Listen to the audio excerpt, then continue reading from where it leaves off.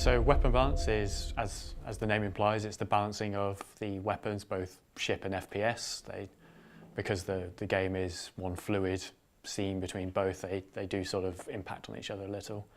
But it's just part of the whole balance cycle. We have shields, health, armor, item components, weapons, flight, and they all blend together into the whole balance scene, and they all impact on each other, and problems from one knock onto the other, so it's not always immediately clear where issues are, but generally we start with weapons, as that's the thing that people pick up on first, as it's what they do the most of, is shooting each other and shooting at things, so that's where the problems first arise. Ship weapon balancing, I suppose, is the work I do to make sure that no weapon is overpowered and no weapon is underpowered in all the parameters that we decide. We want to make sure that each weapon type, say the scattergun, is relatively balanced towards a cannon weapon type, or I don't know, a hypothetical beam cannon type. So the scattergun will do more damage than a regular cannon, but obviously its rate of fire is slower. And we just make sure that all these parameters fit in the correct range that we give them on a per size basis, and that nothing is too strong or too weak. Well, the reason we need ship weapon balance is to make the game fun and competitive. If we allow situations to persist where we've got a gun that's too strong, you'll find that the player base will all use that weapon, and it'll become a very samey game. Everyone's using the same weapons, same tactics. We want to prevent that by having as much variation, but without allowing there to be one sort of king weapon that rules every other weapon. It's really in the interest of gameplay that we strive to keep things as balanced as possible. At the moment I'm working on updates to the 3.0 stream. We're looking to do a short patch that does some balance work based on feedback from what's currently live. Mainly I was looking at shields and weapons, but these things are all connected and all determine each other. So when I'm looking at the shield health, I want to make sure that it's not too strong or too weak based on the weapons that we have. So weapon damage is a big part of what I'm doing at the moment, because the shields have been reworked for item 2.0 and there's now different characteristics involved.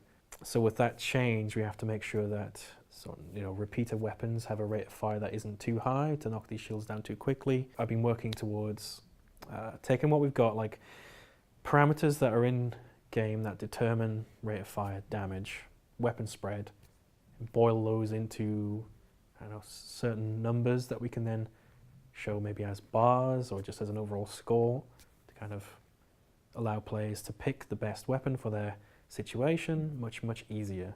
Because right now you don't get that. You just have to pick a weapon, play with it a bit, and then work it out for yourself. So to try and get these numbers, these stats, I'm kind of going all the way back to rework how we scale weapon damage and all the parameters, in fact. When we make changes to ship movement, the effects on weapons, the effects on targeting, it all ripples down. So we sort of see these problems and we can say that's going to be a problem soon.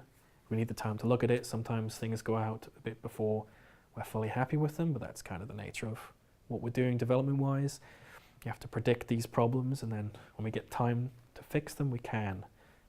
So for 3.1, it'll be like looking at those problems that we've seen the community have obviously encountered, and then we get time to fix them. When that's weapons, when that's ship movement, it's all connected.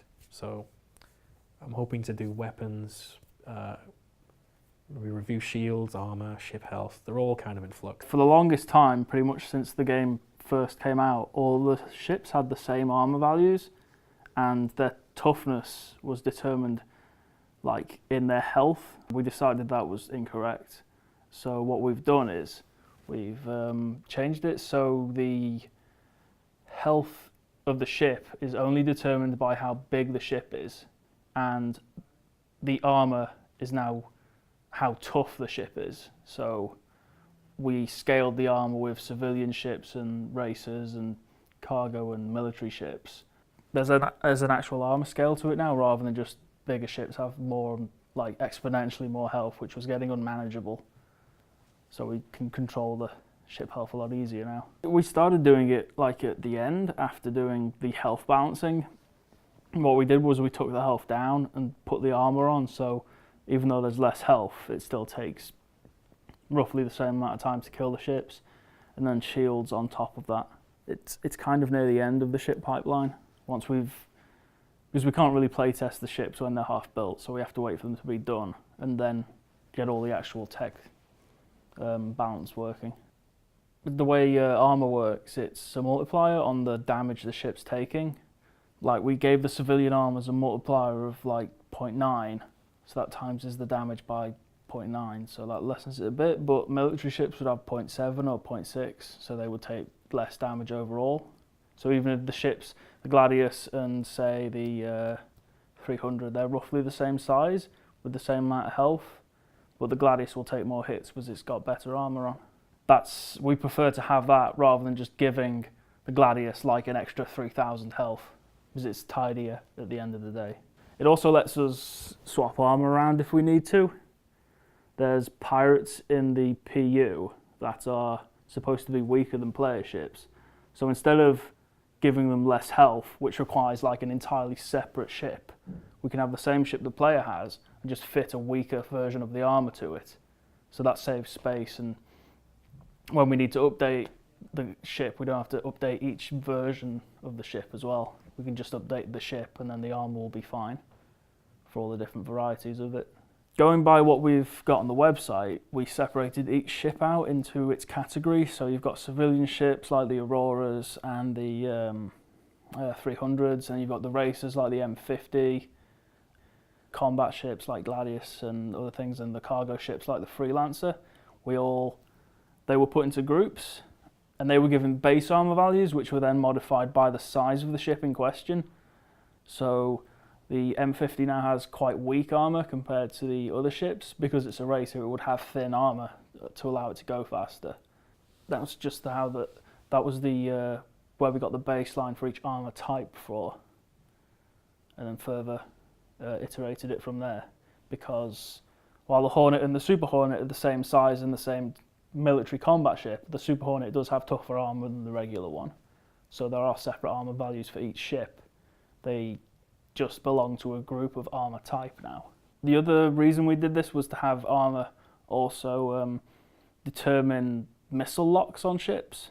So this is only really done so far with the Hornet Ghost, which is more difficult for missiles to lock onto. We've put those values in its armor, so it has actual stealth armor now, rather than just being something we say it has. So we can do that with other ships. So we can now give proper variant armors. So if you want your regular Hornet to be stealthy, you can swap its good armor off, put some stealth armor on. It might be slightly weaker, but it will have better attributes for dealing with missiles. Sometimes there will be unpredictable things. Say like there's an AI ship in the PU that we've not really been paying close attention to, but they've used it in a story or a mission, and its time to kill is way too high, but it's like, yeah, you've picked a super powerful ship. Sometimes that happens, you know, sometimes people want certain characteristics from certain things that maybe they weren't designed for. It does happen. We have to react to that, and there are ways to like just change the items on the ship, or to make modifiers present to make the ship weaker or to make the ship stronger. It's all things you have to react to. So when we get reports of issues or things we find when we're testing ourselves and playing internally, we have to sort of go through a few steps to work out whether it's actually a valid issue, whether it's valid for weapon balance, or whether it's something from another area, or in some cases it's something that players have been exploiting for a long time that we never intended them to do, and we fixed it thinking that no one's been doing that, and immediately people go, well, this doesn't work how it used to work before, something's broken, when in fact it's actually behaving how it's supposed to behave. So yeah, we go through it all and see where everything blends together. Like a common one, people say, oh, the weapons don't feel like they're doing enough damage, and aside from the weapons perhaps not doing enough damage, that is quite often from network desync. Your pips are on something. As a client, you feel you should be hitting them, but somewhere between the client and the server, it goes slightly amiss, and then suddenly you're not hitting anything. You feel as a player that you should be hitting them, you're not.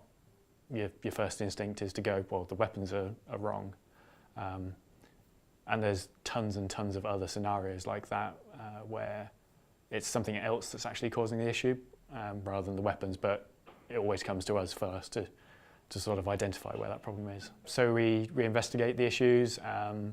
First cause is always look at the weapons, because that's something we can very quickly work out. It's all in spreadsheets, so we know how accurate things should be at certain ranges, how much damage they put out, how long the time to kill on various combinations of ships with shields up, shields down. So we have the perfect paper number, and if it is not close to that, then we know something else is wrong. That could be as simple as someone's just put the wrong number in the XML, put a decimal point in the wrong place. And if it's not that simple, then it's starting to go through all the other areas of the game to work out where's it not lining up. Is it the shields are too strong? The shields themselves have so many values that it could be any number of them. If it's not the shields, is it the armor? If it's not the armor, is it the health? If it's not the health, is it perhaps the way ships are flying? Perhaps something's happened in the flight handling that they're now a bit twitchier, that as the person doing the damage, you don't notice at that distance. And then we go through all the various code disciplines to work out. Perhaps there's just some underlying bug in the code that only appears in multiplayer. Perhaps it's the network again. Perhaps it's the UI. We've had times where the pips, they look like they're doing the right thing, but they're in fact completely off. And all these sort of things we have to go through and isolate and work out where the problem lies. At the end of the day, we want everyone to have a good fight with the weapons. It's got to feel, it's got to sound, it's got to look good shooting people. And some of that is not from design numbers that we're tweaking. It could be the VFX of the hits just aren't rendering at a certain distance. So again, you think you're not hitting, but you are. The audio might not be working, and as designers and working on the balance, it's about bringing the entire experience together from all those disciplines. Much like the ship setup pipeline, the designers are, at the end of the day, they're the ones that bring it all together and then continue to monitor it and work on it well after release. I think over time the process has changed because we've done a lot of work to change how weapons and items all work from the code level. So now that we've transported things or ported things over to use Data Forge a lot more, that does make my life easier. You've got parameters that are in a tool that doesn't let me typo things. That does happen, you know. I've been told quite a few typos. They do creep into the game, but that's because we, as designers, we're left to just hand edit stuff. And the problems that creates, sometimes are tiny, sometimes they're quite major. Nothing super massive, but they are noticeable. So having things locked into records that we edit in a tool makes life a lot safer, a lot less stressful. But like fundamentally with how you think about balancing weapons, that I would say that hasn't changed, only that maybe I've changed because I'm new to it. So like it's been done before, but I'll come to it maybe with fresh ideas. Maybe when you talk to other people, they've got certain ideas, especially when you talk to system designers that have certain wants and needs for what you're trying to do. It all kind of influences. We've been doing this a long time, so it's difficult to not be influenced by other people's opinions and how that should work. So I'd say the process hasn't altered that much, but you know, you're always listening to new ideas that might affect how this works. Balance is never ending. We're always looking for more ways for it to feel better, to work in synergy with the other areas of the game. We've got more weapon types coming that do specific features. So in 3.0, it's pretty much just ballistic or physical energy and distortion are the three main types, but in the future we're going to be expanding that to about 4 or 5. So then there'll be the whole play with those different energy types, how they work on different ships, how they work on different items, just to try and get people mixing stuff up a little. It's not, we don't want to have that one great loadout for each ship that is the best at everything. We want people to constantly be mixing and matching what they're doing for their encounters that they're expecting to have, and sort of putting more thought into how they play rather than so-and-so plays with 4 of these and he gets everything with it. We don't want that to necessarily be the end game. We want it to suit how you play. It's never finished, it's never satisfied. There's always more we can do.